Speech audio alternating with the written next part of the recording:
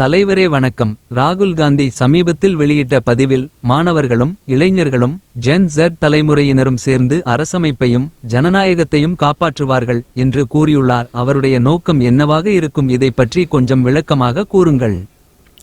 வணக்கம் தலைவரே. இப்போ இதில் நம்ம என்ன பார்க்க வேண்டியிருக்குன்னு கேட்டிங்கன்னா, ஜன்செட்ன்றது தலைமுறைன்னா என்னன்னு முதல் தெரிஞ்சுக்கணும்.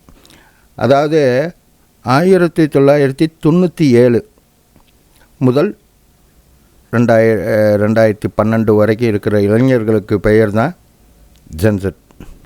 அவங்க வந்து சோஷியல் மீடியா, அப்புறம் இப்போ காலேஜ் படிச்சுக்கிட்டு இருப்பாங்க, இல்லாட்டி புதுசாக வேலைக்கு போயிருப்பாங்க. இந்த மாதிரி இருக்கிறவங்க பேர் தான் வந்து ஜென்செட்டுன்னு சொல்கிறோம். அவங்க சோஷியல் மீடியாவில் பயங்கர ஆக்டிவாக இருக்கிறவங்க.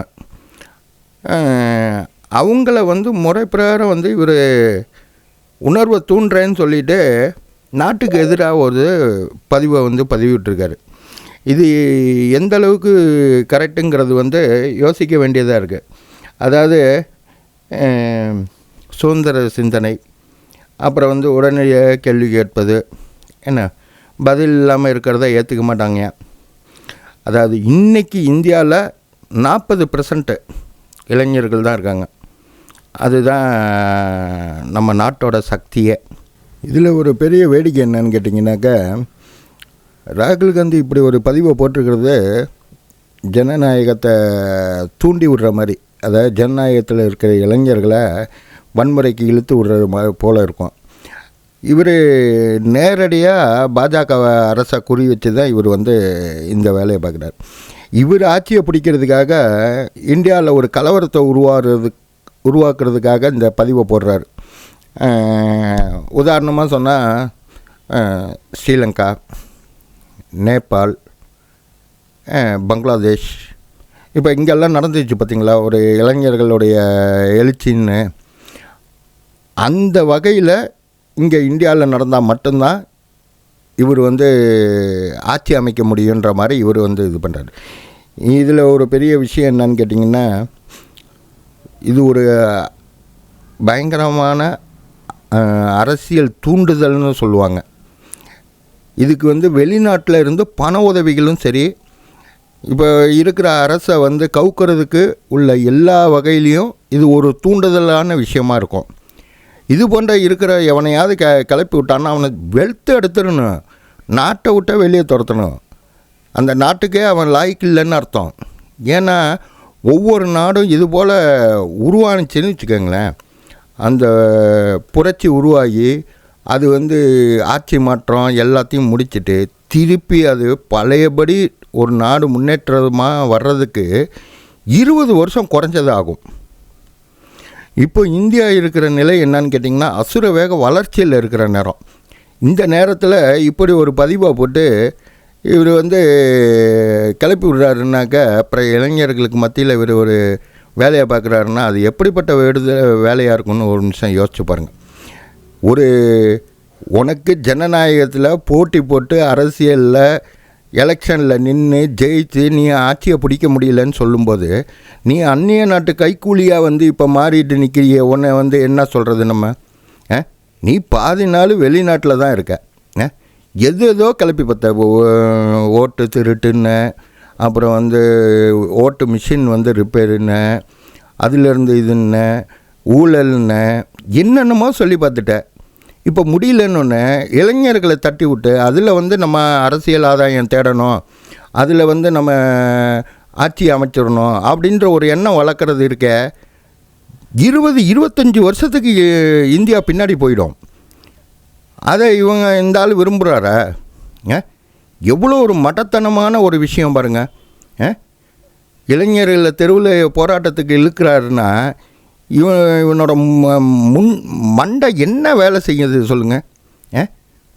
அப்போ நாட்டு மேலே பற்று இல்லை. இவன் அரசியல் பண்ணுறதுக்கும் இவன் ஆட்சியில் ஏறி இவங்க குடும்பம் உட்கார்றதுக்கும் தான் இவனுக்கு வந்து அந்த ஆசை. இளைஞர்களை என்ன கேன பையன் நினச்சிட்டாங்களா?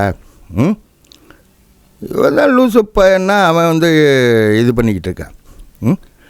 கருத்துக்கள் எப்பயுமே கருத்தாக தெரிவிக்கணும். இளைஞர்களை தூண்டுறது வந்து நாட்டை முன்னேறதுக்குள்ள தூண்டுதலாக இருக்கணும். அதை விட்டுட்டு சும்மா வந்துட்டு ரோட்டுக்கு இறங்கி வா, போராட்டத்துக்கு வா, ஆர்ப்பாட்டத்துக்கு வான்னு, இது தவறான ஒரு செயல்.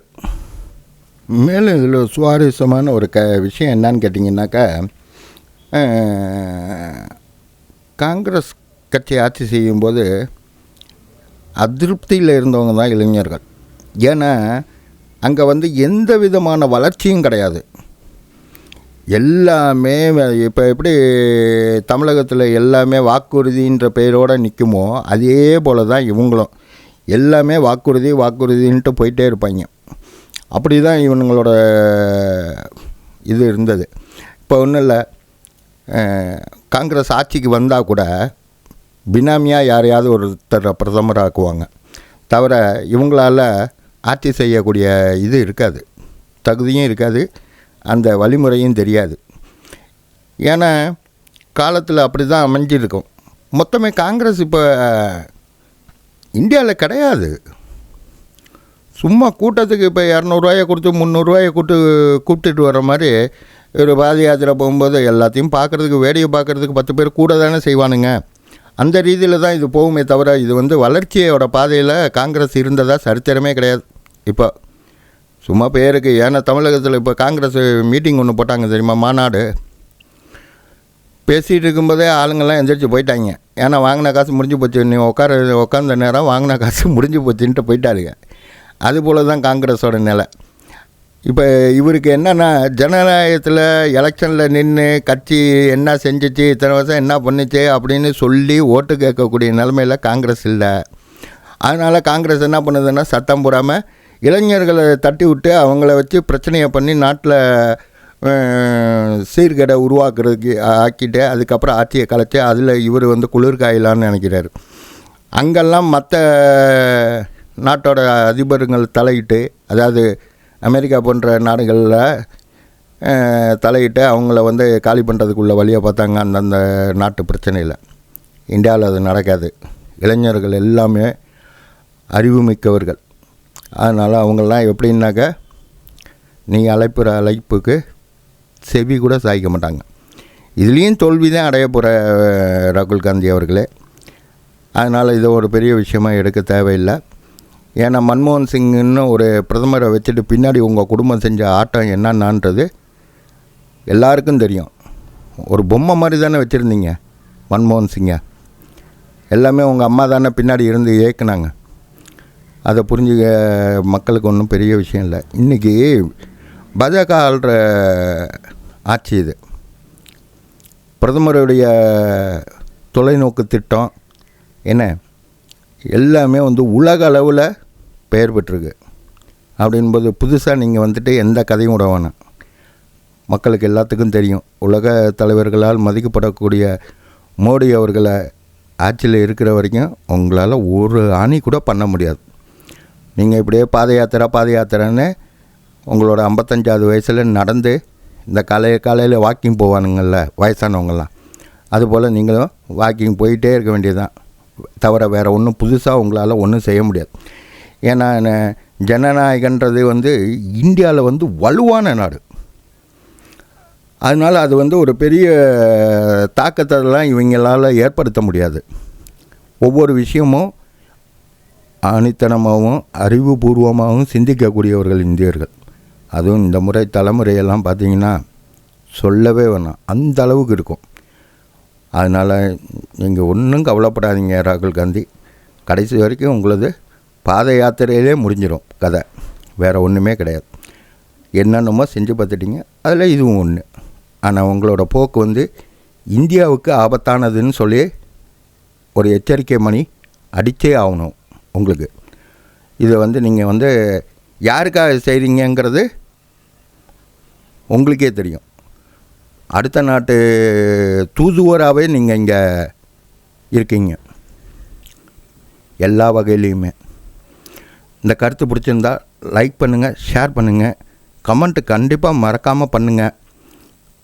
ராகுல் காந்தி போன்ற மனிதர்கள் மற்றும் இந்த இதுக்கு தூண்டுதலுக்கு பின்னாடி இருந்து இயங்குவாங்க பாருங்கள், அமைப்பு இயக்கம்னு, அவங்களுக்கு எல்லாத்துக்குமே ஒரு எச்சரிக்கை மணியாக இருக்கட்டும் இந்த பதிவு.